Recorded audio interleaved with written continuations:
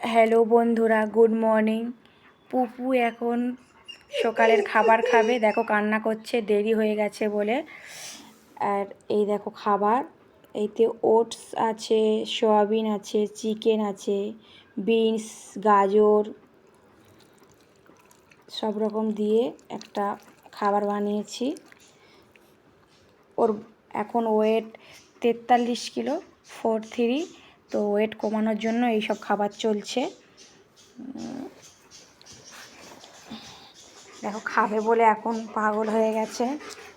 মাঠ খাবার দিতেই হবে, দেরি হলে বকবে। দেখো আগে থেকে তার জায়গায় পৌঁছে যাচ্ছে খাবারটা খাওয়ার জন্য, মানে গুড, বুঝেছো, ভালো হওয়ার চেষ্টা করছে, তাড়াতাড়ি খাবারটা খায়। সবাই ভালো থাকবে বন্ধুরা।